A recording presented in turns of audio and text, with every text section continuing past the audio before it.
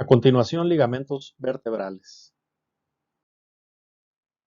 En el tema de ligamentos, nos dice el libro en este primer párrafo,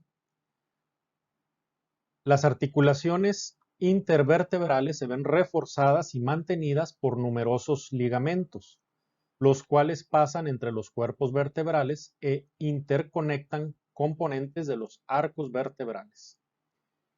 ¿Qué estamos viendo aquí? Que en el capítulo 2 del libro ya no consideran a los ligamentos como un tipo de articulación, sino como refuerzo de las otras articulaciones, por ejemplo, de las sinoviales y de la sínfisis. En el capítulo primero del libro, cuando nos explicaban los tipos de articulaciones y vimos la articulación sólida de tejido fibroso, o sea, la sindesmosis, el mismo libro nos daba como ejemplo de una articulación sindesmosis los ligamentos amarillos entre las vértebras. En el capítulo 2 no los considera como una articulación, sino como un refuerzo de las otras articulaciones. Si nos vamos a la definición o tenemos que escoger una de estas posiciones, pues realmente los ligamentos son un tipo de articulación, cumplen con la definición de articulación sólida porque está uniendo dos huesos, no tiene una cavidad, sino es un tejido sólido el que los está uniendo, y ese tejido sólido es tejido fibroso, el ligamento precisamente.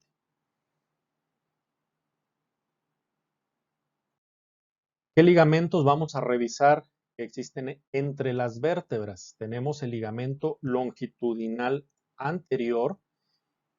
Este ligamento lo podemos encontrar muy frecuente en la bibliografía con otro nombre, es ligamento vertebral común anterior. Tenemos también el ligamento longitudinal posterior, igual que el primero, este también lo podemos encontrar de manera muy frecuente en otros libros con otros autores, como ligamento vertebral común posterior. Y mencionamos aquí también a la membrana tectoria, ¿sí? Porque se considera que estos dos nombres es la misma estructura que cambia de nombre según la localización. Lo vemos en un momento. Tenemos también los ligamentos amarillos, el ejemplo que nos daba el libro en el primer capítulo sobre las articulaciones de tipo sindesmosis. Tenemos el ligamento supraespinoso y el ligamento nucal, que igual que en este ejemplo se mencionan juntos porque se considera que son la misma estructura, aunque con algunos cambios. Y por último, los ligamentos interespinosos. De hecho, ya los nombres nos pueden decir bastante de estos ligamentos. Adelantándonos, pues un ligamento interespinoso, pues es el que va de una apófisis espinosa a otra apófisis espinosa. Eso significa entre las apófisis espinosas. Comenzamos con el ligamento longitudinal anterior o también ligamento vertebral común anterior. Este ligamento lo vamos a tener, como su nombre lo sugiere, anterior. ¿Anterior a quién? A los cuerpos vertebrales. Se origina desde la base de cráneo por su cara exocraneal. Se origina en este sitio y de ahí va descendiendo y va tocando y va uniéndose a los cuerpos vertebrales, principalmente a los bordes superior e inferior de cada cuerpo vertebral y también al disco intervertebral. ¿Cómo podemos visualizar esto o imaginarlo con un poquito más de facilidad? Pues bueno, imagina que en este sitio vamos a pegar una tela adhesiva de color y vamos a utilizar el mismo color con el que estamos designando al ligamento longitudinal anterior. Entonces lo pegamos aquí, aquí empieza en la base del cráneo, en la porción extracraneal. Esta sería la base del cráneo, pero en la porción intracraneal. Entonces, aquí lo fijamos y al menos en esta imagen, pues lo vamos a ir pegando en dirección inferior, ¿sí? y vemos cómo este ligamento va a ir conectando los cuerpos anteriores de todas las vértebras, en este caso de la primera que no tiene cuerpo, el arco anterior, ¿sí? Y también los discos intervertebrales, ¿sí? Aquí tenemos un ejemplo, aquí hay una imagen, vemos dónde inicia el ligamento longitudinal anterior, va justo en la línea media y se va uniendo a los cuerpos de todas las vértebras. Seguimos hacia abajo, vamos a seguir pegándolo. El ligamento longitudinal anterior, ya que pasamos la región del cuello, ahora estamos en la región de las vértebras torácicas y en la región de las vértebras lumbares, ¿sí? Entonces, la cinta pues la pegamos igual en el mismo trayecto por delante de los cuerpos vertebrales, uniéndolos hasta la región inferior. Tenemos aquí una imagen. Este es mucho más ancho que en la región cervical, ¿sí? Vean cómo se apoya, se remarca bien los discos intervertebrales donde se va uniendo a ellos. Obviamente este ligamento los está uniendo, es una articulación, ayuda a mantener estos cuerpos en su lugar, ayuda a mantener los discos en su lugar también y a preservar las curvaturas normales que vimos que tiene la columna vertebral. Llegamos a la pelvis. Bueno, esta es la quinta lumbar, ¿sí? Aquí está un disco intervertebral, por eso es que sabemos que esta es la quinta y este es el sacro, porque en el sacro ya no vamos a encontrar discos intervertebrales. Y aquí el ligamento, pues lo continuamos igual. La cara anterior de la quinta lumbar, del disco intervertebral con el sacro, la cara anterior del sacro, ¿sí? Hasta terminar, no llega al coxis. Puede llegar a la cuarta, entre la cuarta y la quinta vértebra sacra. Y aquí tenemos el ligamento longitudinal anterior. Vean cómo en el promontorio también se adhiere aquí al promontorio y sigue por la cara anterior del sacro en la línea media y pues termina en una altura, pues aquí algo variable, entre la cuarta, la quinta, ¿sí? Tal vez un poco arriba. Ese es el ligamento longitudinal anterior. Y ahora vamos a ver el ligamento longitudinal posterior. Decíamos que la membrana tectoria es parte de este ligamento.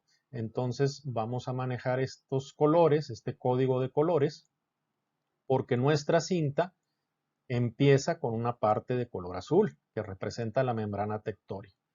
¿Dónde pegamos, dónde empezamos a pegar esta cinta? En la base del cráneo, pero ahora intracraneal, ¿sí?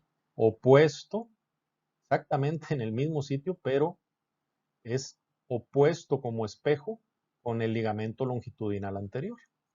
Entonces, comenzamos a pegar esta cinta y vemos que la membrana tectoria pues llega hasta la segunda cervical. Aquí tenemos el cuerpo del axis, la apófisis odontoides del axis, y ahí termina la membrana tectoria y se continúa, ahora sí con el nombre de ligamento longitudinal posterior. ¿Dónde está situado? De la base de cráneo en su cara o su porción intracraneal, ahora se va a colocar posteriormente, como su nombre lo indica, pero posterior a quién? A los cuerpos vertebrales, ¿sí?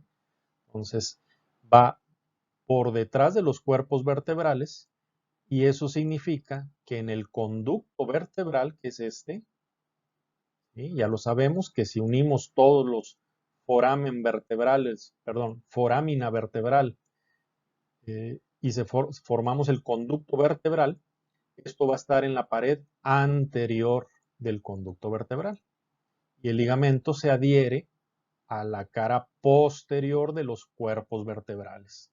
Lo mismo que el anterior, se fija con mayor resistencia en los bordes superior e inferior del cuerpo de la vértebra y también en el disco intervertebral. tenemos un ejemplo, ya habíamos visto esta imagen.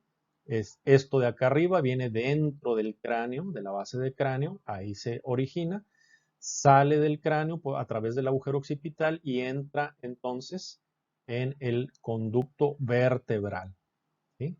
Aquí a nivel de la segunda cervical cambia de nombre y de ser la membrana tectoria en esta región, de aquí hacia abajo hasta donde termina, cambia de nombre y se llama ligamento longitudinal posterior.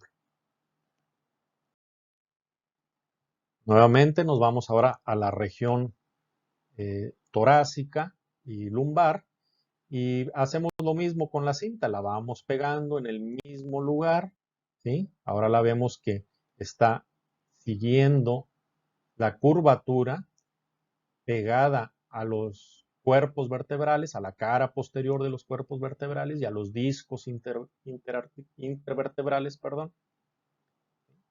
Y por detrás de este ligamento longitudinal posterior estamos encontrando el conducto vertebral. Vemos esta estructura que aquí lo vemos de color gris. Esta es la médula espinal, ¿sí? La médula termina, ya sabemos, entre L1 y L2 y hacia abajo ya no vemos esa estructura de color gris, ¿sí? Aquí vamos a tener ya solamente los nervios de la cola de caballo o la cauda equina.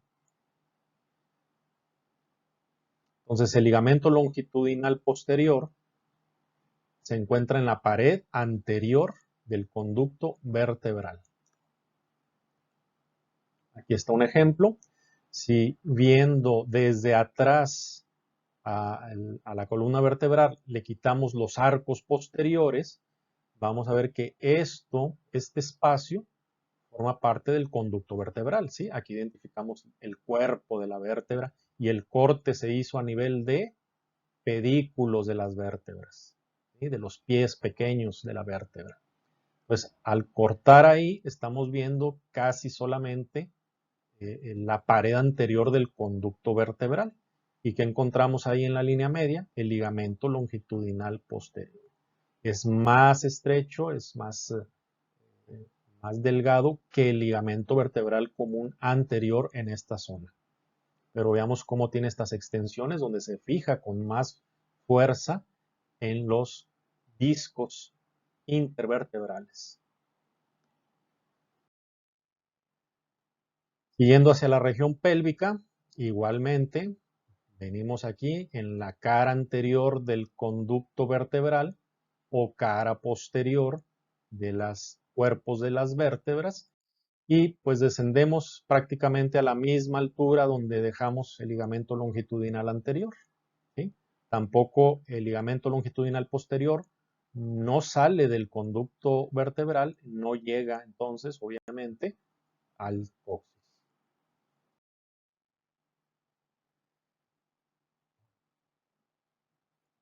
Vean esta imagen, aquí está el ligamento longitudinal anterior, ancho, ¿sí?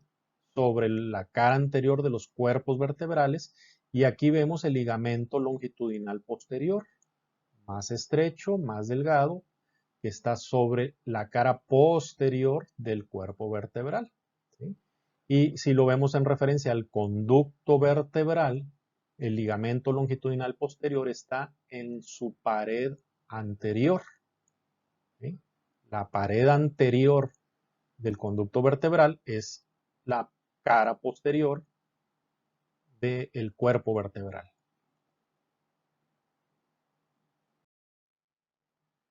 Los ligamentos amarillos, bueno, es poco lo que hay que agregar aquí. Ligamentos amarillos, pues son los que ya sabemos que están uniendo las láminas, ¿sí? Esta lámina, de aquí se originan los ligamentos amarillos y van al sitio correspondiente de las láminas de la vértebra que se encuentra arriba de esta.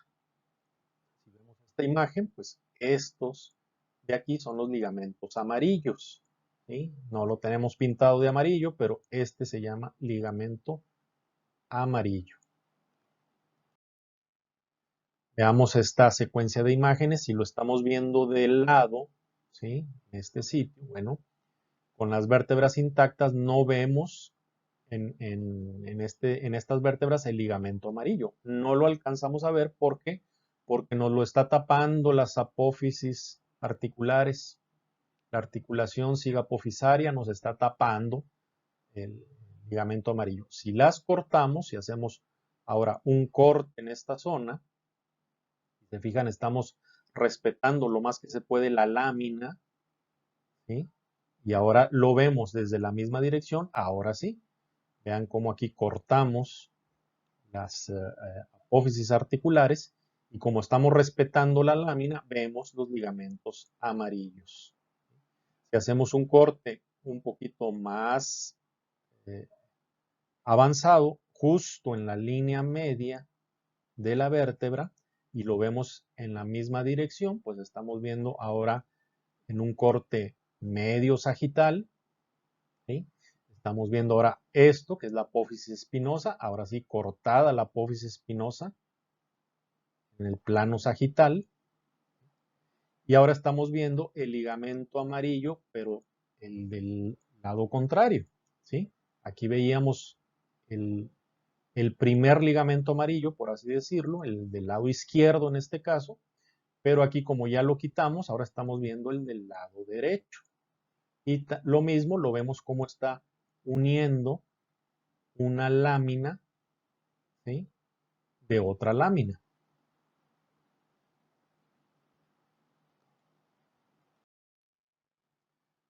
Vamos a ver otra imagen. Aquí estamos viendo en una vértebra torácica. Sabemos que es torácica porque tiene costilla, aunque sea en un solo punto, pero si tiene costilla articulada con ella, por definición es una vértebra de la región torácica. Entonces estamos viendo la ubicación de los ligamentos amarillos en esta vértebra torácica y aquí en la región torácica también estamos viendo las costillas, ¿sí? Aquí vamos a ver en primer lugar el ligamento longitudinal anterior, ¿sí? Si quitamos, hacemos un corte en este lugar a través de las apófisis articulares y vamos a quitar todo esto que está acá adelante. Vamos a quitar el cuerpo, los pedículos y pues la mitad, más de la mitad de las apófisis articulares. Para que esto quede así, vamos a encontrar lo siguiente. Vamos a verlo desde aquí, o sea, del frente, desde adelante. Esta sería una vista anterior. ¿Qué estamos viendo aquí? Como quitamos las costillas, aquí estamos viendo las apófisis transversas con la carilla para la costilla, ¿sí?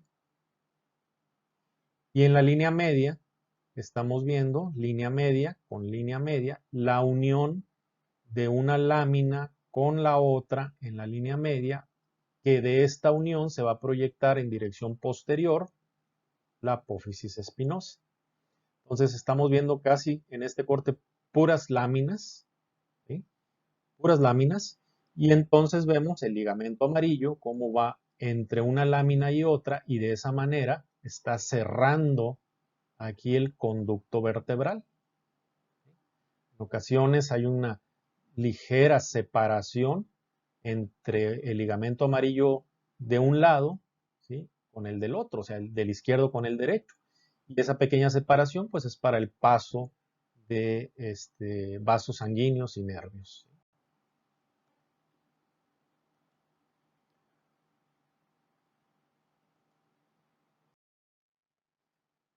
El ligamento amarillo es muy elástico, ¿sí? Si lo vemos así solo, un ligamento amarillo es como una liga, se puede estirar y al quitar la fuerza con la que lo estamos estirando, recupera su forma original. Si lo vemos así como uno solo. Pero si vemos el conjunto de trabajando juntos todos los ligamentos amarillos, funciona más como el fuelle de un acordeón, por ejemplo, que todos se estiran en respuesta a los movimientos de la columna y también ayudan a recuperar la posición original, porque como son elásticos también se contraen y quieren buscar su forma y su posición original.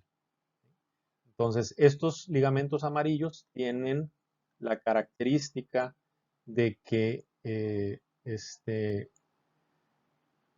entre la cara posterior de la lámina inferior, ¿sí? En la lámina inferior va la cara posterior, por eso no vemos aquí la punta o la terminación de este ligamento amarillo. Y hacia arriba, a la lámina que está arriba, la lámina superior, va hacia la cara anterior. ¿Sí? Entonces lo vemos de cara anterior a cara posterior. Cara anterior de esta lámina a la cara posterior de la de abajo. Cara anterior a cara posterior. ¿Sí? Esto le ayuda bastante a esa función de fuelle. Le da mucho más longitud al ligamento amarillo para estirarse que si solamente estuviera del borde inferior de esta lámina al borde superior de esta otra. Entonces el ligamento amarillo es más grande de lo que es el espacio o la separación que hay entre las láminas para precisamente permitir que con los movimientos pueda estirarse. ¿Sí? En la flexión, aquí tenemos la flexión de la columna, ¿sí? Se separan, ¿sí? Se estira y resiste a una flexión excesiva o una separación excesiva entre una vértebra y otra. Entonces, cuando la columna está flexionada y el ligamento amarillo está estirado al máximo, participa en la recuperación, o sea, el primer movimiento de extensión hasta la posición anatómica. Es una liga estirada que empieza a regresar a su posición, pero el ligamento amarillo no extiende a la columna a partir de la posición anatómica. ¿Sí? Simplemente si la columna se extiende a partir de la posición anatómica, pues el ligamento amarillo va a quedar más relajado, por decirlo así. No participa activamente. Ya mencionamos que el ligamento supraespinoso y el ligamento nucal forman parte de la misma estructura. La línea de separación entre estos dos nombres es la punta de la apófisis espinosa de la séptima vértebra cervical. De aquí a la parte de arriba vamos a encontrar ligamento nucal y de aquí hacia abajo, aquí lo tenemos, ligamento nucal, aquí está su límite, la punta de la apófisis espinosa o el vértice de la apófisis espinosa de la séptima cervical. De aquí hacia abajo se llama ligamento supraespinoso. El nombre de supraespinoso nos está diciendo que está por arriba de las apófisis espinosas, va tocando las puntas de las apófisis espinosas. Tal vez el nombre no sea el más adecuado porque no está arriba de las puntas, está posterior a las puntas. Pero es el nombre que vamos a encontrar en la literatura y así lo vamos a estudiar. Ligamento supraespinoso. Conecta los vértices de todas las apófisis espinosas. ¿Sí? Lo vemos hasta el sacro. Hasta, obviamente, por arriba del hiato sacro, donde ya no vamos a tener una apófisis espinosa ahí en la línea media.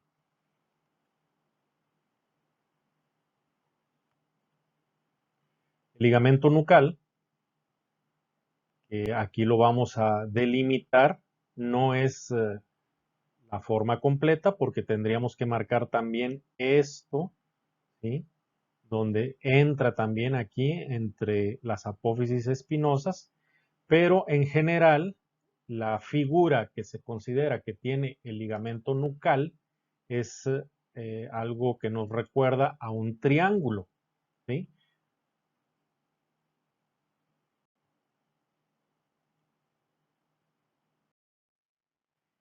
En anatomía vamos a encontrar muchas estructuras, pero también muchos espacios o huecos que su forma se le compara con alguna figura geométrica. Esto es para que sea más fácil su descripción y su estudio. En este caso, el ligamento nucal se está comparando con un triángulo. Entonces, ¿qué es lo que se le estudia a un triángulo? Que lo vamos a aplicar al ligamento nucal. Como figura geométrica, bueno, tenemos varios tipos de triángulos. Aquí estamos representando un triángulo equilátero. Equilátero significa que sus tres lados son iguales.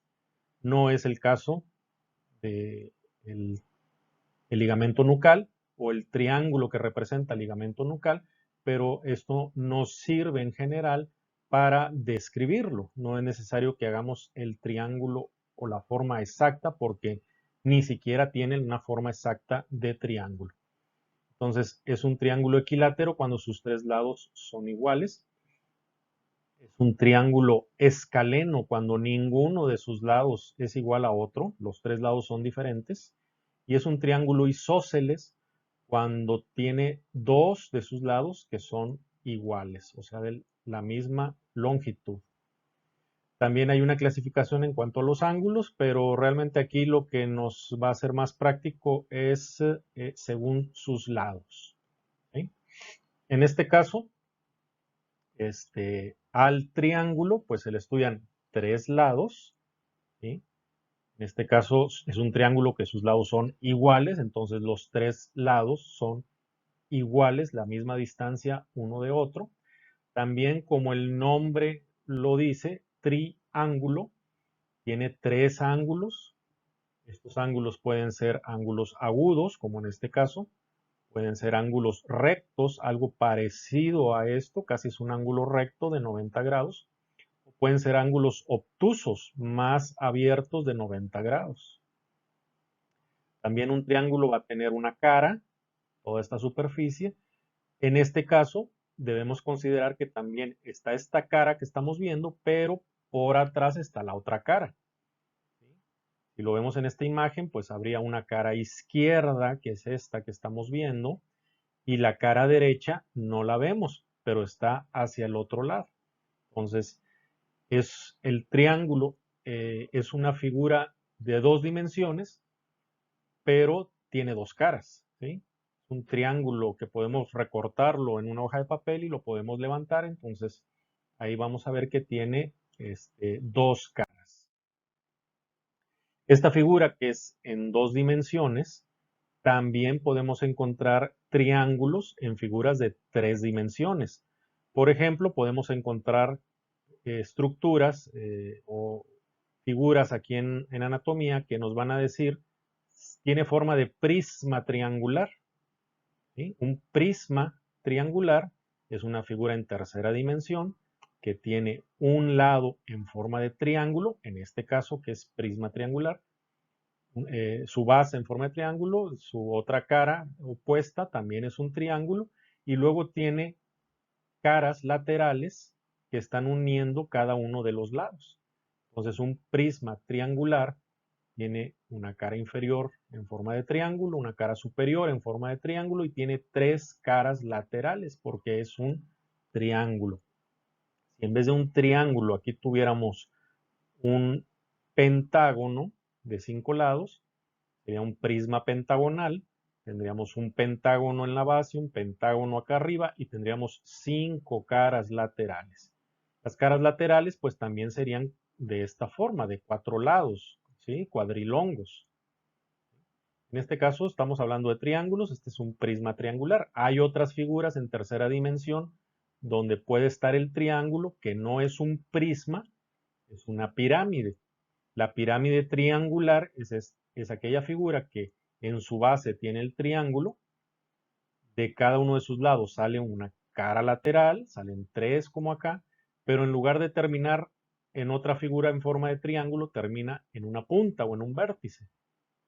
Entonces, esta es la diferencia entre un prisma triangular y una pirámide triangular. Como ejemplo, estamos viendo las pirámides de Egipto, ¿sí? ¿Qué tipo de pirámide es? ¿Sí? Es muy común que la gente piense que son pirámides triangulares, porque lo que vemos son triángulos por todos lados, ¿sí? Como esta figura. Pero no son pirámides triangulares, son pirámides cuadradas o cuadrangulares, porque la base es la que le da el nombre y la base es un cuadrado. Por eso tiene 4 caras laterales en forma de triángulo.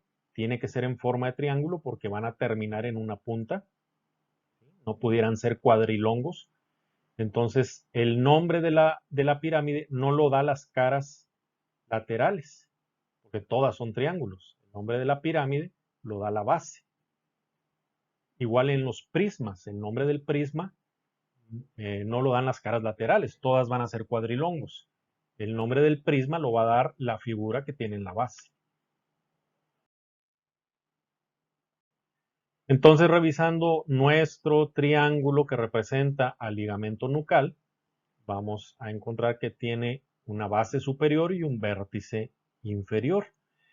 En ocasiones es muy obvio distinguir cuál es la base y cuál es el vértice, ¿sí? Hay otros triángulos que no es tan evidente y pues tenemos que basarnos en la descripción que haga el autor. Entonces aquí tenemos la base superior y el vértice inferior. Normalmente uno pensaría de primera intención que la base está abajo y el vértice está arriba, pero hay triángulos que están invertidos.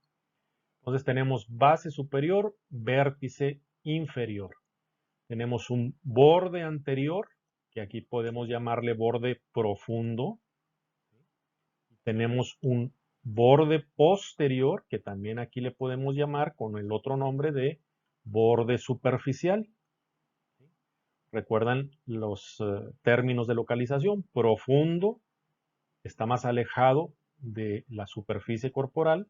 Superficial está más cerca de la superficie corporal. Anterior, posición anatómica. Estamos viendo el cuello, ¿sí? Esto es anterior y hacia acá es posterior.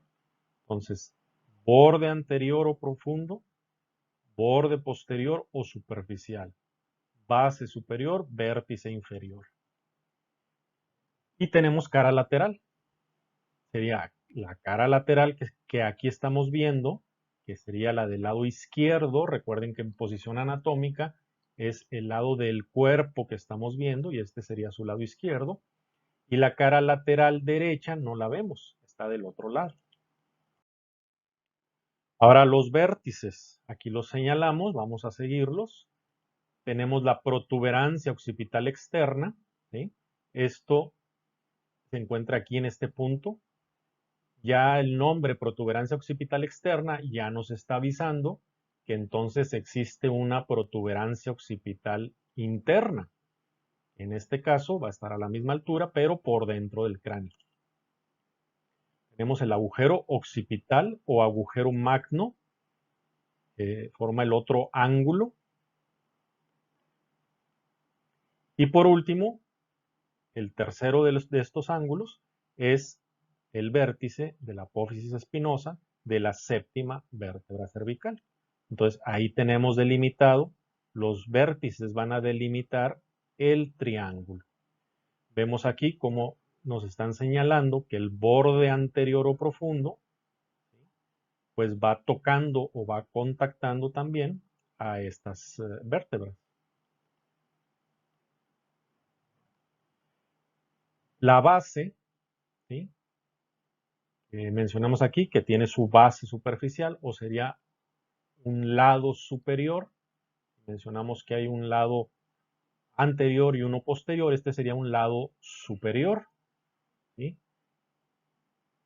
Esta cresta occipital externa, pues es una línea, es una cresta, como su nombre lo dice, que se puede tocar aquí en el hueso occipital y que va de la protuberancia occipital externa hasta el borde del agujero occipital o agujero magno. El nombre también de cresta occipital externa ya nos está sugiriendo que existe una cresta occipital interna, a la misma altura, pero por dentro del cráneo. Y aquí lo vemos en esta vista o en esta imagen, que es viéndolo desde abajo, es una vista inferior de la base del cráneo. Y tenemos marcado la protuberancia occipital externa, la cresta occipital externa y el agujero o el borde más cercano aquí en la línea media del agujero occipital o agujero magno, que es todo esto. ¿Sí? Entonces, esto va a formar la base del triángulo del ligamento nucal, o también, en lugar de base, le podemos decir el borde superior del ligamento nucal.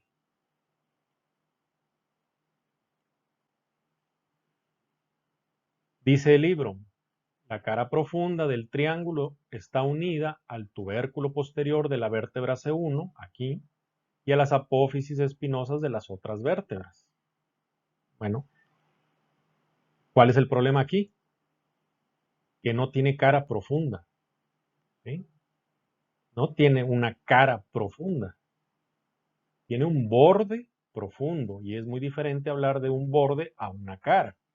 Si vemos, vamos a Papa Gray, perdón, no es Papa Gray, es Gray para estudiantes, pero edición en inglés. Dice el lado profundo del triángulo. ¿Sí? Entonces es un error de traducción, no es cara profunda, es el lado profundo. Entonces esto hay que cambiarlo en su libro, hay que tachar cara profunda, no tiene una cara profunda o una cara anterior, como sería en este caso, es un borde. Y entre las funciones del ligamento nucal, pues bueno, va a sostener la cabeza. Mencionábamos en algún momento que puede ser muy resistente, incluso tomar las funciones como si fuera hueso. Es un ligamento que va a resistir, a oponer resistencia a la flexión, evita la flexión muy forzada, ¿sí? Porque se estira, como veíamos el ligamento amarillo, se estira al máximo en la flexión y no permite el exceso de flexión, el exceso de movimiento hacia adelante.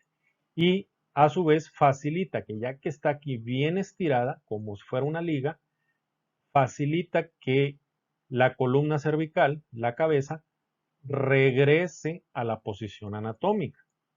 O sea, es cuando empieza el movimiento de extensión. Pero, igual que en el ligamento amarillo, si la cabeza está en posición anatómica, en la extensión no participa directamente. Lo que hace el ligamento nucal, ¿sí? Es que en lugar de ponerse tenso, se relaja. No participa activamente aquí.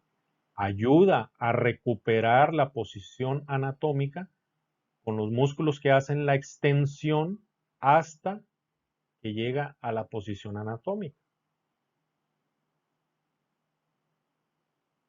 Esta función o esta característica pues prácticamente es la misma para todos los ligamentos del arco posterior. El supraespinoso, este nucal, el interespinoso, el intertransverso, los ligamentos amarillos, ¿sí? Hablando de posición anatómica de la cabeza, ¿recuerdan cuál es la posición anatómica?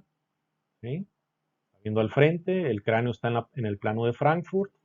¿Se acuerdan cuál es el plano de Frankfurt? Bueno, ese plano de Frankfurt, esa línea que marcábamos aquí, es el límite hasta donde todos estos ligamentos del arco posterior van a ayudar o participar en la extensión y a partir de ahí ya no tienen una función.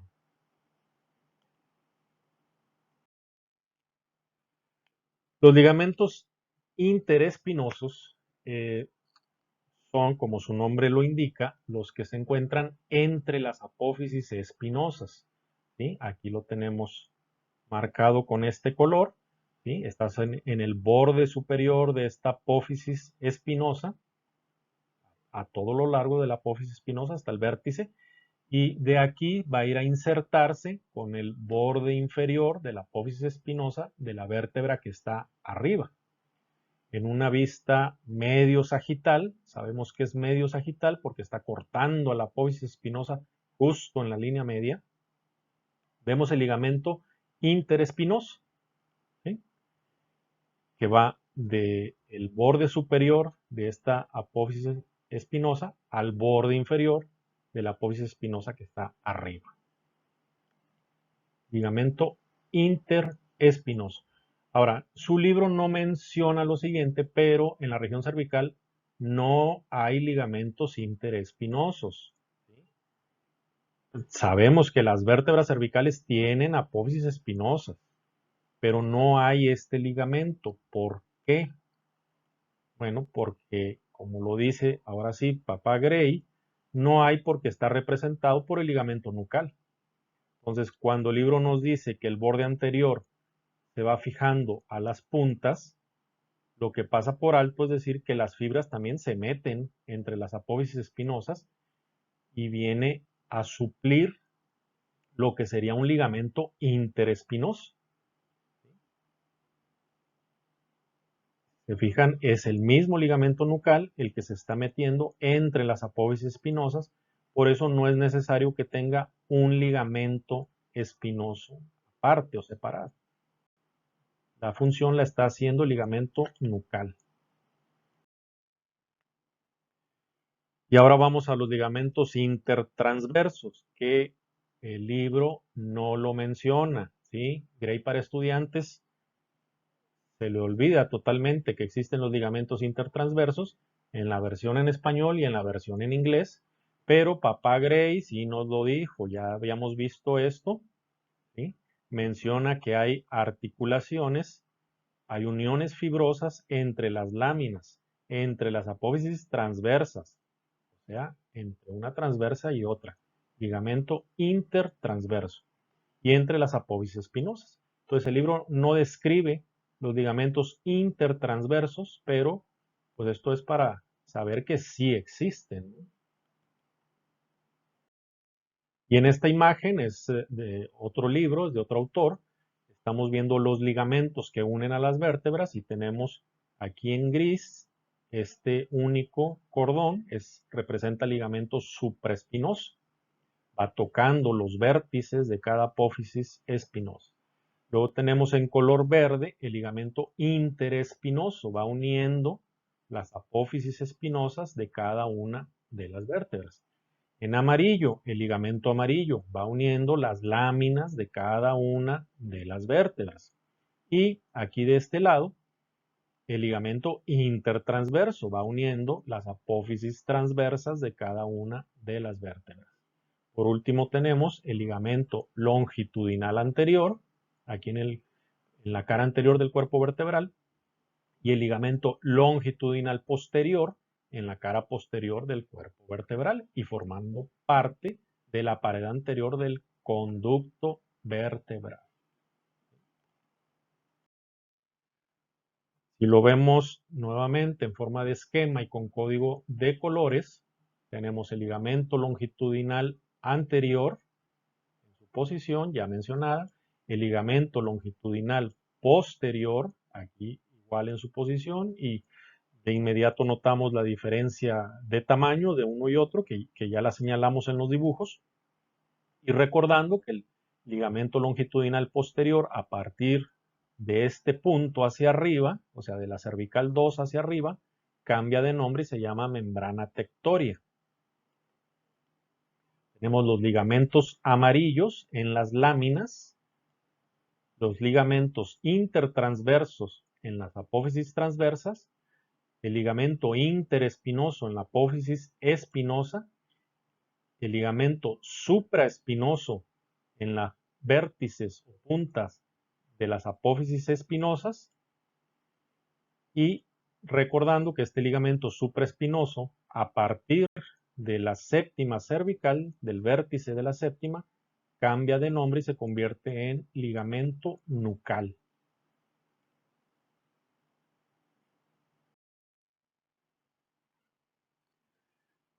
Aquí menciona el libro sobre patologías del ligamento amarillo, ¿sí? Entonces, pues lo mismo vienen imágenes, estudios de imagen que a veces es difícil interpretarlo o saber realmente qué está señalando una flecha o qué estructura es. Entonces tratamos de representarlo aquí en estas figuras. Menciona el libro que los procesos inflamatorios crónicos como en la artritis, que ocurre y que la artritis puede ocurrir en cualquier articulación. Aquí estamos en las articulaciones sigapofisarias. Los cambios degenerativos de la artritis, la inflamación, ¿sí? La destrucción de hueso, la formación de osteofitos, etcétera, también puede provocar inflamación de estructuras alrededor como el ligamento amarillo, ¿sí? El ligamento amarillo entonces se puede engrosar, ¿sí? Y este engrosamiento, más el proceso inflamatorio aquí cercano, más otras lesiones que puedan presentarse, que también pueden acompañar a las artritis crónicas, como en este caso la hernia de disco, la salida del núcleo pulposo gelatinoso a través de una fractura del anillo fibroso del disco intervertebral, pues todo esto en algún momento puede estrechar el espacio aquí del conducto vertebral, si lo estamos viendo en conjunto, o del foramen vertebral de esta vértebra, ¿sí? Y el estrechar aquí el espacio, bueno, puede ser de importancia clínica dependiendo principalmente del nivel de la vértebra en que está ocurriendo este tipo de lesión. Entre más arriba esté la vértebra, es más probable que aquí haya cercano la médula espinal. Sabemos que hay médula espinal. Médula espinal es el tronco nervioso, es parte del sistema nervioso central que ocupa el conducto vertebral hasta el nivel entre L1 y L2, entre lumbar 1 y lumbar 2. De L1 a L2 hacia arriba hay médula espinal que se puede dañar, se puede comprimir, se puede aplastar por estas estructuras que están aquí inflamadas. Por debajo del nivel entre L1 y L2 ya no hay médula espinal, pero como quiera hay nervios que van a la extremidad inferior que también pueden resultar lastimados por la presión que ejercen estas estructuras y provocar pues problema en las extremidades inferiores. Aquí veríamos esta imagen, ¿sí? Fracturas vertebrales. La fractura vertebral puede ocurrir pues en cualquier vértebra y en cualquier lugar de la vértebra, ¿sí? En la mayoría de los casos, pues estas fracturas se pueden consolidar, como dice la imagen, o también podemos decir puede cicatrizar, ¿sí? Si las circunstancias son las adecuadas. En el momento de la lesión, realmente lo más grave no es la fractura, o sea, el daño que sufre el hueso. Lo más grave y lo más urgente de atender es la lesión que esa fractura de hueso puede provocarle al contenido del conducto vertebral, y principalmente la médula espinal, si estamos por arriba de L1, L2, o los nervios espinales que aún continúan en el conducto vertebral por debajo de L1 y L2. Eso es lo que va a determinar si una fractura, la gravedad que pudiera tener una fractura. Podemos tener fracturas, algo como esto, ¿sí? O sea, un estallamiento del cuerpo de una vértebra y muchos fragmentos y realmente no provoca mayor problema neurológico. Ahora, como vimos en algún momento, clasificación de las fracturas de las epífisis, bueno, hay clasificación para todo, eso lo van a encontrar en medicina. Todo tiene una clasificación y lo que no está clasificado, pues hay que hacerle su clasificación. En este caso, las fracturas vertebrales, entre las muchas clasificaciones que hay para las fracturas vertebrales, pues, aparentemente no hay todavía una clasificación que deje a todos satisfechos en lo que están buscando encontrar con una clasificación. Entonces, en este caso tenemos la clasificación de fracturas vertebrales de Dennis, del doctor Francis Dennis. Esta clasificación pues está publicada desde 1983 y es de uso pues bastante común. Se basa en la teoría de que la columna vertebral está formada por tres columnas funcionales. Dice el libro que son divisiones arbitrarias, no son divisiones arbitrarias, porque arbitrario significa que es algo sujeto al capricho, que no tiene una razón. Las tres columnas de la clasificación de Dennis tienen su razón de ser, obviamente. Aquí se trata de clasificar si la fractura es estable o es inestable para saber qué tratamiento instituir y también puede ayudar a reconocer un pronóstico, ¿sí? El nivel de gravedad de una fractura vertebral. Entonces, la fractura estable es la que mantiene la protección que dan los huesos y los ligamentos, que a pesar de la fractura se mantiene protegida la médula espinal y los nervios. Esa es una fractura que se considera estable. Una fractura inestable es la que potencialmente puede causar o puede empeorar trastornos neurológicos y deformar la columna. Entonces, la fractura inestable es la que puede dañar el contenido del conducto vertebral. Entonces, también el libro se equivoca al mencionar el cuerpo vertebral cuando divide las columnas. Vamos a ver por qué. Tenemos una columna anterior, ¿sí?, que toma desde el borde anterior hasta la mitad del cuerpo, y el libro dice incluye todo el cuerpo, y cuando el libro nos señala la columna media, también incluye todo el cuerpo, ¿no? Entonces, la mitad anterior del cuerpo pertenece a la columna anterior, la mitad posterior del cuerpo vertebral pertenece a la columna media, y tenemos una columna posterior que está formada por los arcos posteriores, ¿sí? Entonces, es una clasificación muy fácil de entender. Aquí están las tres columnas.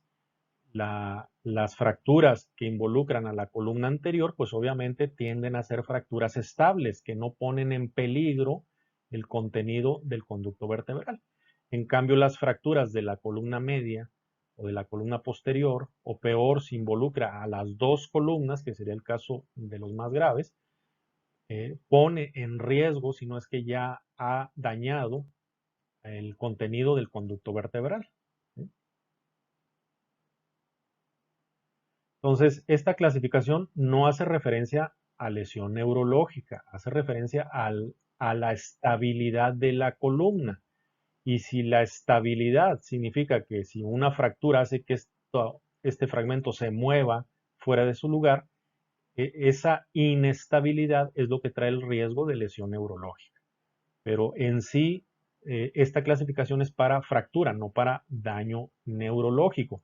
Hay muchas clasificaciones de fracturas vertebrales, incluso cada región puede tener su propia clasificación, porque obviamente cada región es diferente y ninguna cubre todos los aspectos involucrados con la fractura vertebral.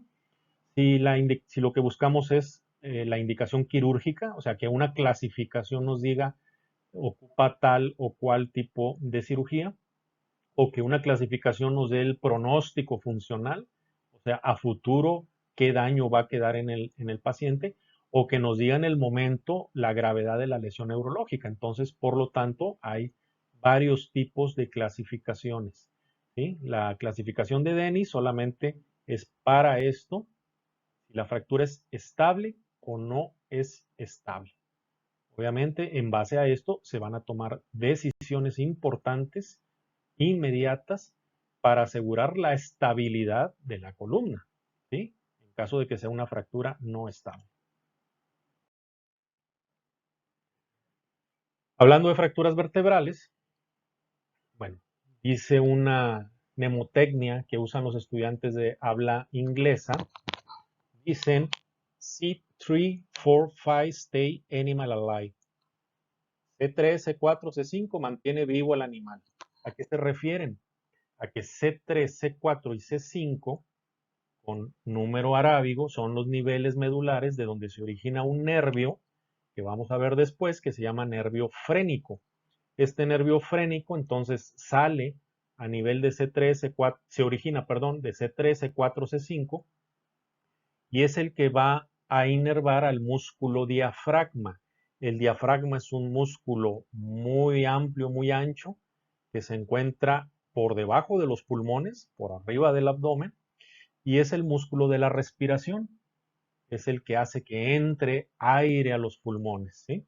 Entonces, por eso la mnemotecnia dice mantiene vivo al animal y sirve para recordar los niveles de origen o los segmentos medulares de origen del nervio frénico. Bueno, ahora aquí tenemos a este personaje, pues creo que lo identifican sobre todo por su traje, por su distintivo. Aquí estamos viendo una fotografía de Christopher Reeve. Él fue uno de los que interpretaron al superhéroe, a Superman, en películas, ya hace algunos años, tal vez no lo conozcan, no hayan escuchado de él. Christopher Reeve sufrió una caída, algo parecido a esto, durante una exhibición hípica, le gustaba montar a caballo, y el caballo antes de una valla se frenó y Christopher eh, voló, no con capa, pero voló hacia adelante y cayó de cabeza, quedando inmóvil, pero inmediatamente. ¿Sí? Llegaron las atenciones de inmediato, había una ambulancia presente, había personal médico capacitado, lo encontraron que no estaba respirando y pudieron hacer las maniobras de urgencia necesarias para meterle aire a los pulmones, para pasarle oxígeno y lo trasladaron a un hospital. Cuando le hacen estudios, bueno, llega al hospital, lo encuentran paralizado completamente, ¿no? Del cuello hacia abajo no podía mover nada, no sentía nada, no podía respirar si no le estaban dando apoyo con un tubo que metieron a través de la boca y le estaban pasando aire a fuerza para que respirara. Entonces resulta que en los estudios encuentran que tuvo una fractura entre cervical 1 y cervical 2 y tuvo sección de la médula espinal. ¿Sí? Esto fue el mecanismo directo, tanto la posición en que cayó su cabeza, como todo su peso que apoyó también para provocar esa fractura explosiva entre C1 y C2, y que aparte de la fractura, los fragmentos se movieran con tal fuerza y brusquedad que seccionaran, cortaran la médula de tajo a ese nivel.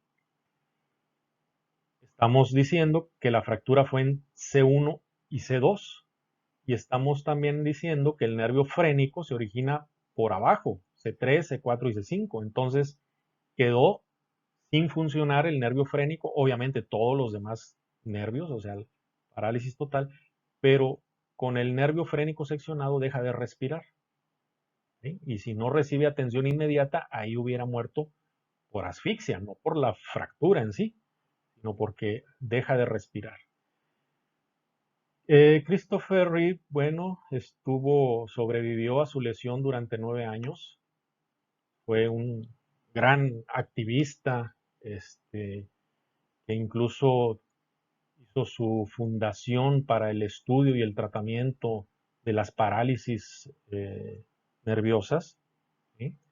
Para ofrecer mejores oportunidades y mejor tratamiento a personas que habían sufrido lesiones como él. Aquí lo vemos en una silla de ruedas, está totalmente paralizado, creo que apenas podía mover uno o dos dedos de la mano izquierda, y eso solamente después de unas cirugías que ayudaron a descomprimir, a mover los fragmentos, pero fue todo lo que recuperó. Vemos que tiene un tubo que va aquí a la garganta, es un tubo de traqueostomía, y hay aquí oculto, hay un aparato, un respirador artificial, una bomba que está metiendo una mezcla de aire y oxígeno para que esté respirando. Podía hablar, obviamente, claro que podía hablar, tenía el control de los gestos, ¿sí? Porque ese nivel nervioso, pues, quedó preservado, ¿sí? El nervio facial de los gestos quedó preservado. Entonces, tuvo una infección, tuvo una neumonía, y cuando le trataron la neumonía le pasaron un antibiótico que le provocó una reacción adversa muy grave y falleció a consecuencia del efecto adverso de un antibiótico. Si no han leído los efectos adversos de los medicamentos que toman, pues los invito a que vean la cajita o que vean busquen la información de probables efectos adversos. No dan ganas de tomar ni un medicamento, la verdad. Entonces, falleció, estuvo 9 años en una silla de ruedas con una parálisis total. Y pues ya para avanzar, les dejo un mensaje que tiene Christopher Reeve para ustedes.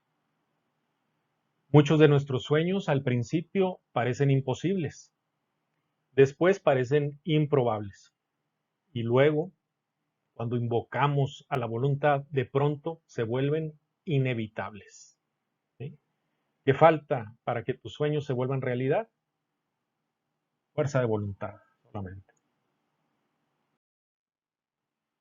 Según el nivel de la lesión nerviosa, tenemos entonces muchos niveles de la médula espinal y muchos niveles vertebrales, obviamente. La médula espinal vamos a encontrarla hasta L1, L2, pero aquí arriba la médula espinal tiene los niveles de abajo, L3, L4, L5, S1, S2, porque estos nervios que salen aquí se originan en la médula espinal.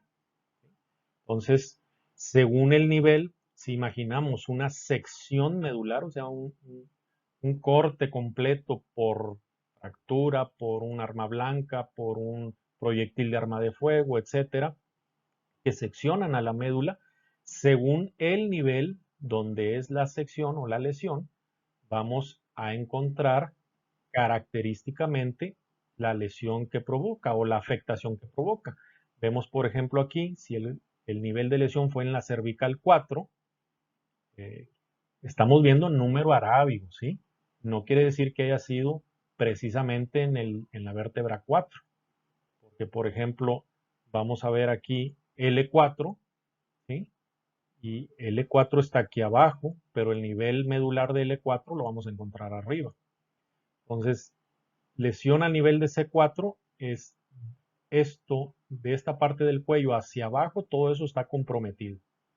Tanto la función motora como la función sensitiva. ¿Sí?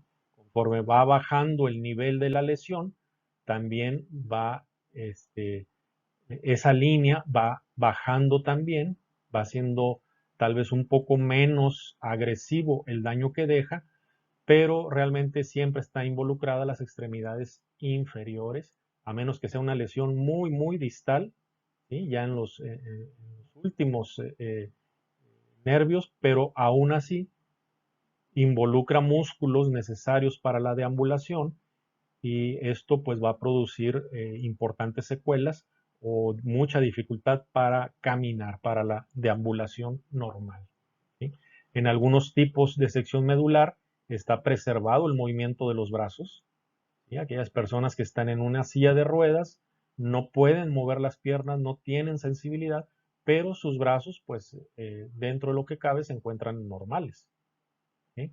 Puede haber niveles en que hay algo de afectación de la extremidad superior, algunos movimientos están limitados o la fuerza está limitada en algunos movimientos y hay zonas anestesiadas, sin sensibilidad.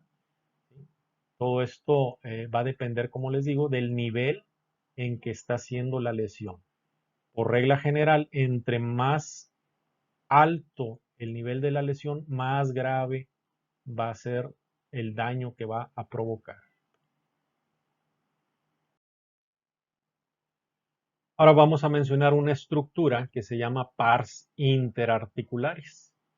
Esta estructura no la escuchamos cuando hablamos de las vértebras típicas, ni de las vértebras por región, ni de las vértebras peculiares, ni nunca lo escuchamos.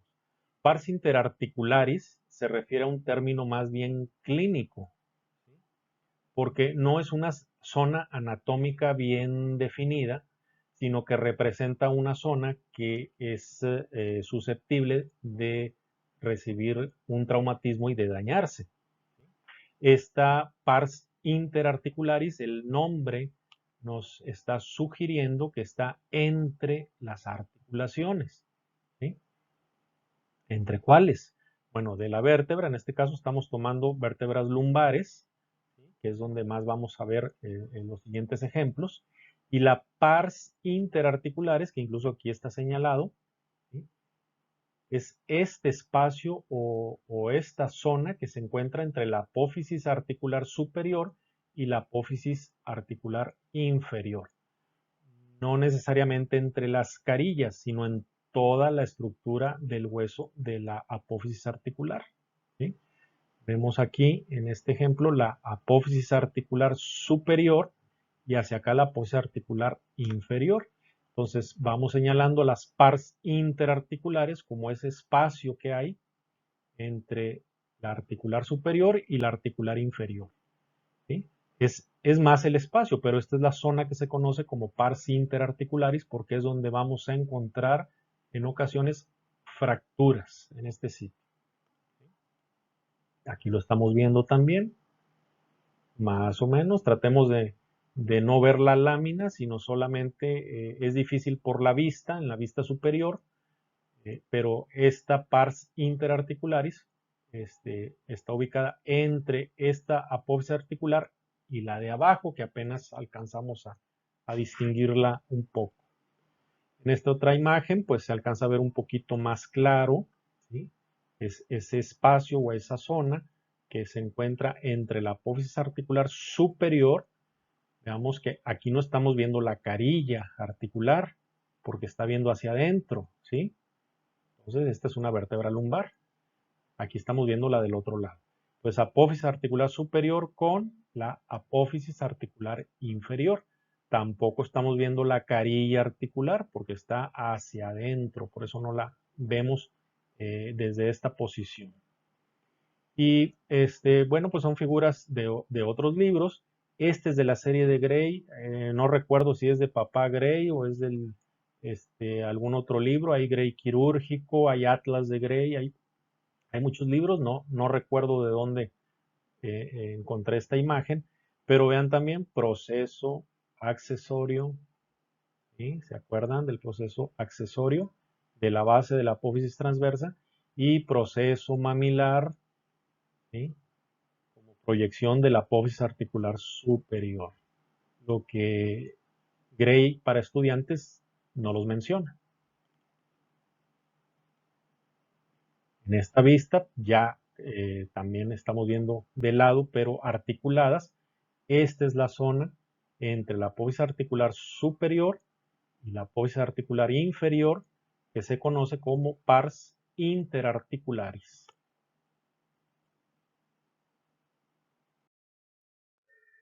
Tenemos entonces las fracturas de la pars interarticulares. En este dibujo estamos viendo un trazo de fractura precisamente en la pars interarticulares. ¿Qué nos damos cuenta aquí? Que si esto es bilateral, está separando esta porción del arco posterior, ¿sí?, del resto de la vértebra. Esta es una vista oblicua izquierda, lo estamos viendo desde atrás, posterior izquierda, y vamos a identificar que en esta zona, por ejemplo, este trazo de fractura, pues lo vamos a encontrar aquí, pars interarticulares. En esta vista, en la imagen en una radiografía, en esta posición, se sobreponen estas sombras de estas estructuras y forman esta silueta en una radiografía, ¿sí? Entonces, estamos viendo aquí, por ejemplo, esta que se observa aquí pertenece al pedículo, ¿sí? Porque también sale en la radiografía la estructura del pedículo que está uniendo al arco posterior con el cuerpo de la vértebra. Entonces, esta forma a alguien le recordó que parece un perro. Y precisamente es un signo radiológico o es una estructura radiológica que se trata de identificar para buscar este tipo de fracturas. Entonces, esta figura se llama el perrito escocés o el perrito de la Chapelle. Se supone que Madame Lachapelle era una partera en la Francia de allá por principios de los 1800, pues de cierta fama o reconocimiento entre los médicos, y quedó esa historia, ¿sí? De un perrito que la acompañaba siempre cuando iba a visitar a sus pacientes al hospital. Y pues de ahí alguien, al hacer un estudio radiológico, en esas primeras épocas que había que poner nombres nuevos a las estructuras que salían en esos estudios, pues le recordó o se le ocurrió o conocía la historia del perrito de Madame Lachapelle y se le bautizó a esta figura con ese nombre, ¿no? Entonces, el perrito escocés o el perrito de Lachapelle.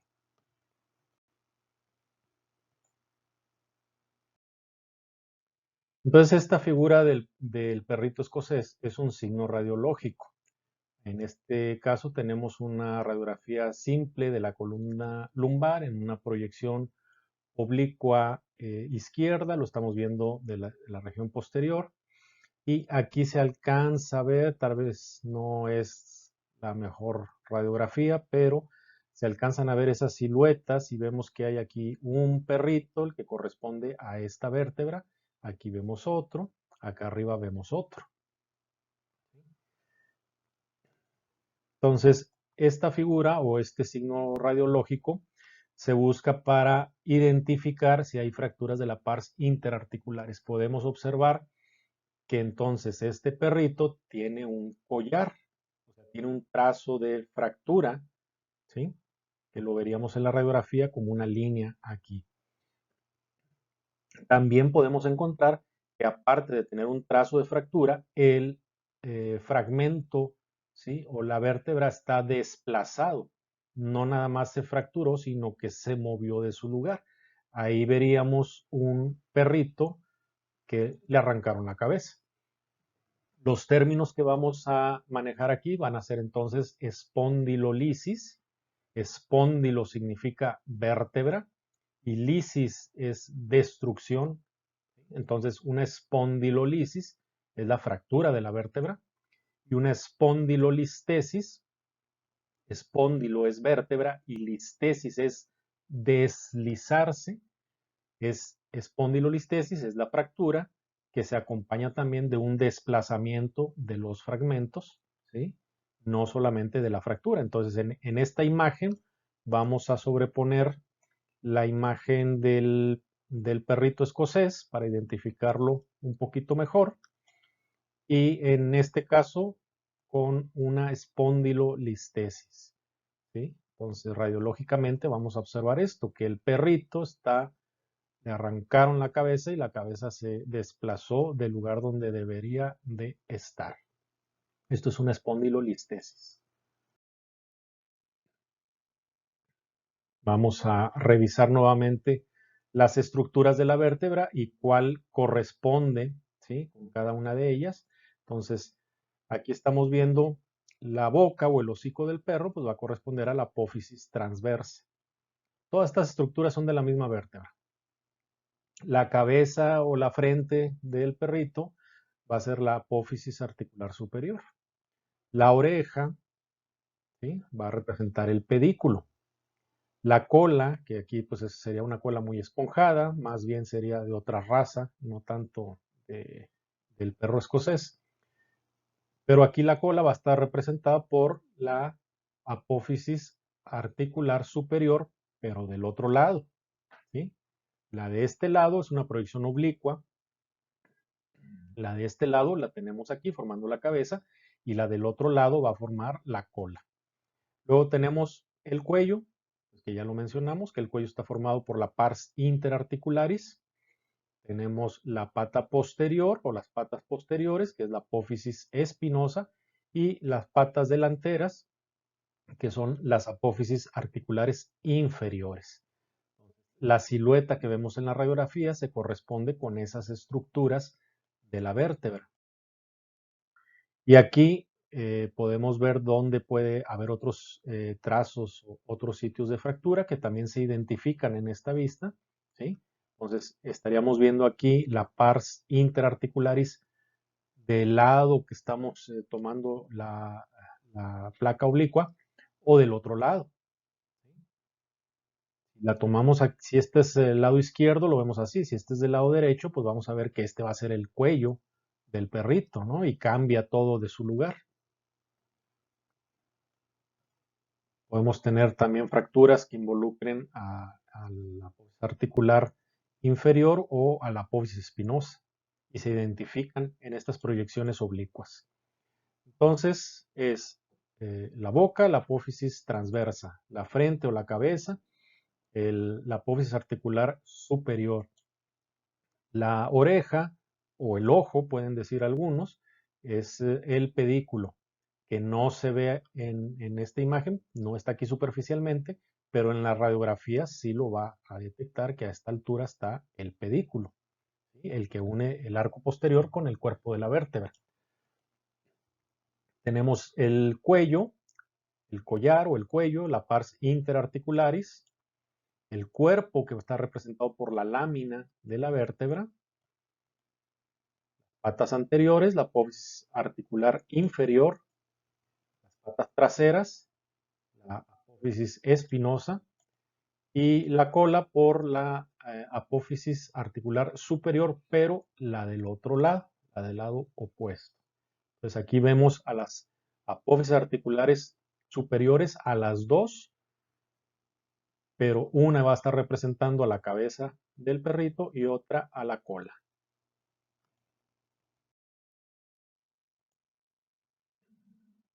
Aquí, si vemos en la imagen oblicua tomada desde el otro lado, ¿sí? Si la anterior era del lado izquierdo, esta va a ser del lado derecho.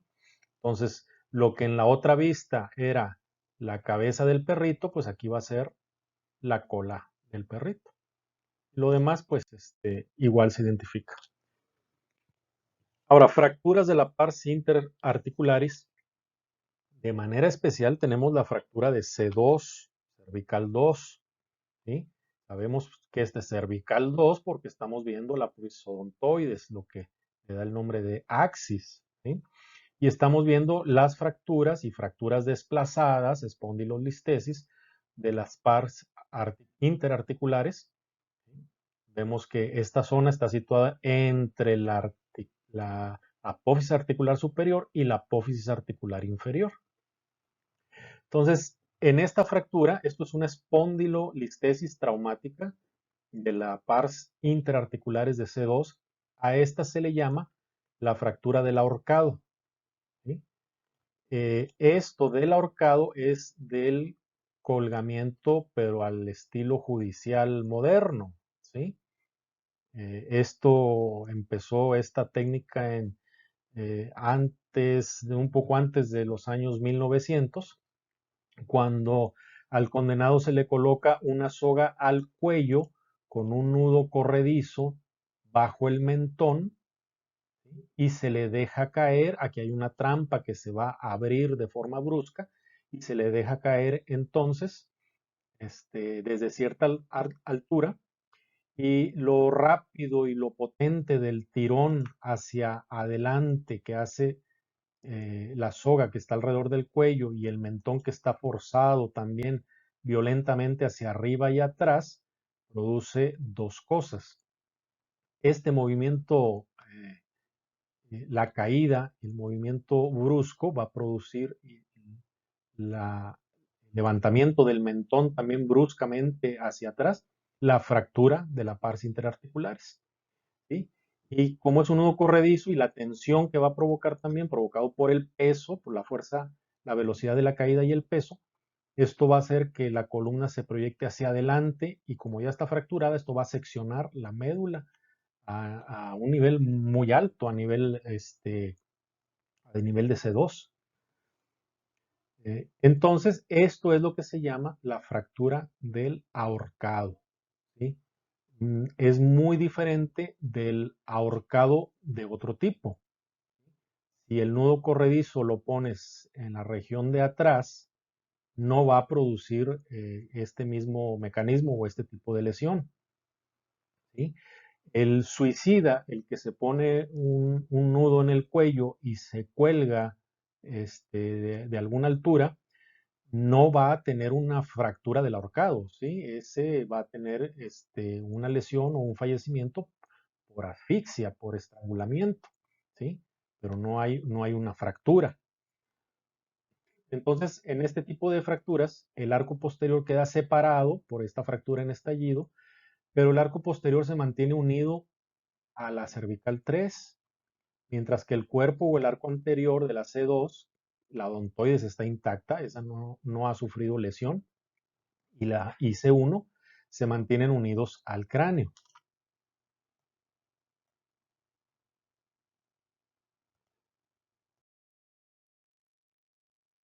Hay otros mecanismos que también provocan la fractura del ahorcado, pero no precisamente por un ahorcamiento, ¿sí? El mecanismo es diferente. Entonces tenemos la espondilolistesis traumática de la pars interarticularis de la segunda cervical o del axis, que se llama la fractura del ahorcado, pero lo podemos ver, por ejemplo, en este tipo de accidentes.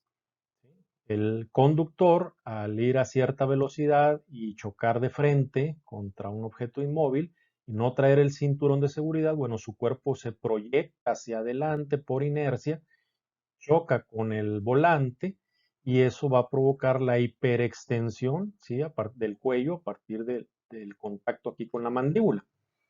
Este golpe, este mecanismo es lo que va a fracturar en esta zona, ¿sí? Va a producir la fractura del ahorcado. Pero el daño neurológico no es tan grave, no hay una sección medular. ¿Por qué? Porque falta el otro mecanismo que hizo el nudo corredizo en el ahorcado de empujar bruscamente a la columna hacia adelante para que la médula se seccionara o se dañara, ¿sí? Aunque el trazo de fractura es el mismo, ¿sí? En una radiografía es idéntico el ahorcado judicial del que sufre este tipo de lesión.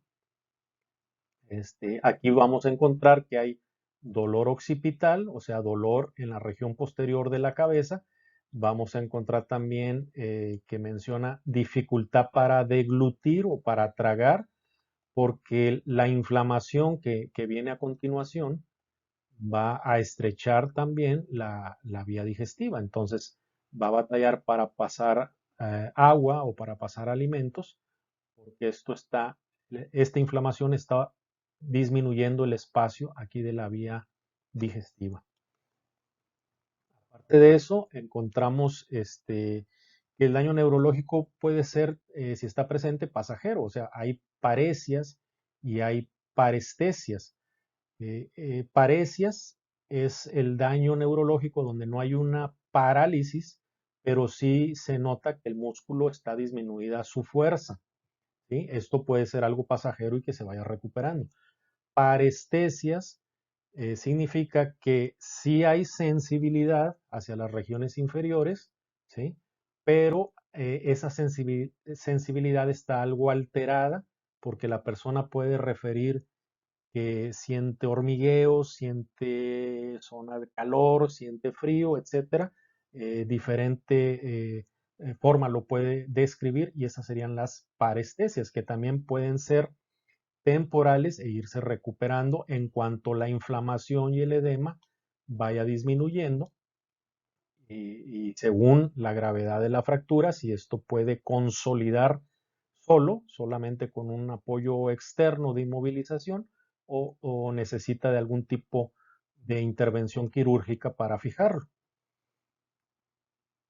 El espasmo que vamos a encontrar aquí en los vasos sanguíneos, pues obviamente si recordamos, la arteria vertebral pasa justo, quedaría aquí, apenas adelantito del trazo de fractura.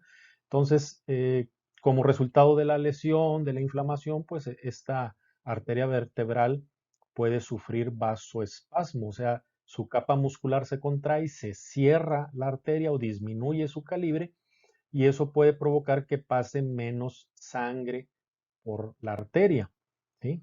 Entonces, si esto está pasando con las dos arterias vertebrales, pues la sangre que las dos que vimos que formaban el tronco basilar va a llevar menos sangre al cerebro, ¿sí? Entonces, eso puede traer una insuficiencia vascular, vértebro-basilar aguda. No es el único mecanismo. Otro mecanismo sería un golpe directo aquí sobre la mandíbula, provocando una fractura explosiva aquí por la posición, por la fuerza y la posición en que se dio el golpe, con la fractura de las pars interarticulares. Obviamente el daño neurológico también pues va a ser algo parecido a esto, no va a ser tan grave como la sección medular. ¿Por qué? Porque también el mecanismo no hay algo que al mismo tiempo esté golpeando por aquí atrás y provocando que la médula se seccione. Pero el trazo de fractura puede ser idéntico en los tres casos. Entonces vamos a encontrar espondilolisis, que es la fractura, espondilolistesis, que es el deslizamiento, y aquí tenemos en una vista lateral la pars interarticularis. Aquí nos está señalando la quinta lumbar, ¿sí? Vemos una espondilolisis de la quinta lumbar, que realmente esto representa entre el 85 y el 90% de los casos de fractura ocurren en este nivel y un 10% ocurren a nivel de la L4. Entonces, los principales lugares para echarle un vistazo al perrito escocés es L4 y L5. Y acá tenemos una espondilolistesis, donde hay una fractura y hay un deslizamiento.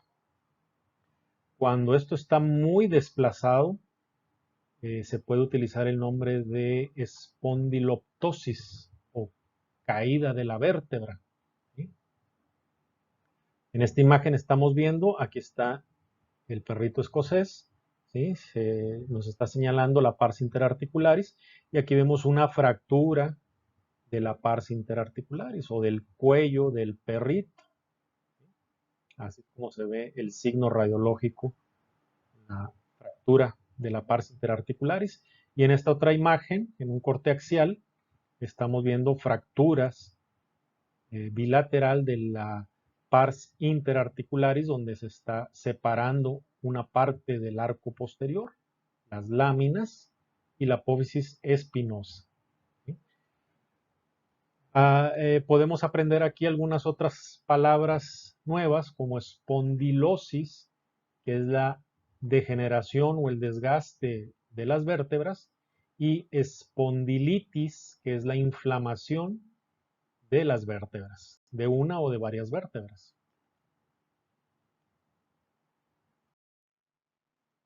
Aquí tenemos una espondilolistesis no traumática, no es resultado de una fractura, pero hay luxación. Entonces vemos aquí que también hay una clasificación por grados según la distancia en que se va desplazando y pues estamos viendo cómo esta parte de la columna se está luxando o se está desplazando hacia adelante sobre esta otra parte. Si nos fijamos, pues es entre el disco que está entre la L4 y la L5. Entonces hay grados en que esto se va desplazando hasta que pues ya le podríamos llamar una espondiloptosis, una caída completa de la vértebra. ¿Cuál es la lesión obvia que esto está provocando? Que entre más sea el grado de deslizamiento, los nervios que aún continúan aquí y que todavía van a salir a este nivel, se empiezan a estirar y eso pues va a provocar una lesión según el nervio de que se trate, ya sea de tipo motora o sensitiva, como si fuera una compresión por una hernia de disco. Esto pues obviamente se identifica en una radiografía simple lateral. Técnicas quirúrgicas aplicadas a la parte dorsal del tronco, tenemos estas dos, son disectomía y laminectomía. Un disco intervertebral que está prolapsado puede afectar el saco meningio. Bueno, aquí lo estamos viendo, ¿sí? Y sobre todo las raíces nerviosas. Estas son las raíces nerviosas, ¿sí? Cuando salen ya las fibras nerviosas de la médula espinal, y pasan por el agujero intervertebral. En algunos casos, la prominencia del disco experimenta cierto grado de involución, o sea, puede ser que con reposo, antiinflamatorios, etcétera, esto pudiera regresar a su lugar y ayuda a disminuir la inflamación que pudiera estar aquí lastimando, si no es que la misma hernia está provocando contacto y presionando a las raíces nerviosas. Entonces, hay un grado de involución que hace que los síntomas disminuyan sin que sea necesario hacer una cirugía. Sin embargo, muchas veces el dolor, sobre todo el dolor, la pérdida de la función, o sea, las parálisis, ¿sí? Y la imposibilidad de que el proceso remita, obligan a recurrir a la cirugía para eliminar esa prominencia. Entonces, en las técnicas quirúrgicas vamos a tener la disectomía, que es quitar un fragmento del disco, como lo estamos viendo aquí. Vemos el abordaje, por dónde es, acá por la región posterior, ¿sí? La laminectomía, que es quitar las láminas completamente, y si estás quitando la lámina de un lado y la lámina del otro lado, pues va a salir con todo y apófisis espinosa. Entonces la espalda del paciente en el dorso va a quedar plano, no vas a tocar ya ahí la punta de la apófisis espinosa. Puede ser una hemilaminectomía, o sea, solo una de las láminas, ¿sí? Como vemos aquí, se quita esta lámina para eliminar algo de la presión que está aquí sobre la médula espinal o el contenido del conducto vertebral. Se quita un poco de este lado para desplazar, darle ese espacio que necesita para que la inflamación ya no lo esté presionando. Y aquí pues se sujeta por distintos medios. En este caso están utilizando una placa. También tenemos la laminotomía, ¿sí? Se quita solamente una parte de la lámina sin retirar completamente o sin desplazar, ¿sí? O en este caso sin retirar con la apófisis espinosa, que de alguna manera está brindando protección, con mayor razón si esta zona de las láminas con la cirugía se está eliminando esta protección natural que está proveyendo la lámina al contenido vertebral. Entonces, laminectomía se quitan ambas láminas. Hemilaminectomía se quita una lámina. Y laminotomía no se quita completamente, solo se hace una ventana, ¿sí? Para dar espacio a que la inflamación ya no presione al contenido.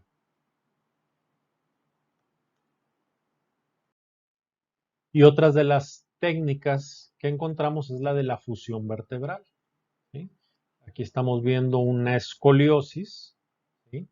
Donde por medios quirúrgicos están aplicando placas y tornillos y están enderezando a la columna vertebral y la están manteniendo en su lugar, ¿sí? Esto, la fusión vertebral, pues es unir una vértebra con otra. Entonces, ya no se pueden mover el movimiento normal que tenían y en este caso el movimiento anormal o la posición anormal que tenían, pues ya queda fija en una posición que ya no provoque daño o no lastime tanto al contenido del conducto vertebral como al contenido de los agujeros intervertebrales. Entonces, técnicas quirúrgicas, pues son muchas. Entre lo más sencillo que podemos decir, pues es una placa que va a fijar a una vértebra con otra, para que ya no haya movimiento entre esas dos. Por ejemplo, en el caso de una espondilolistesis, se colocan en su lugar las vértebras y para que ya no se vuelva a deslizar, se fijan con estos medios quirúrgicos.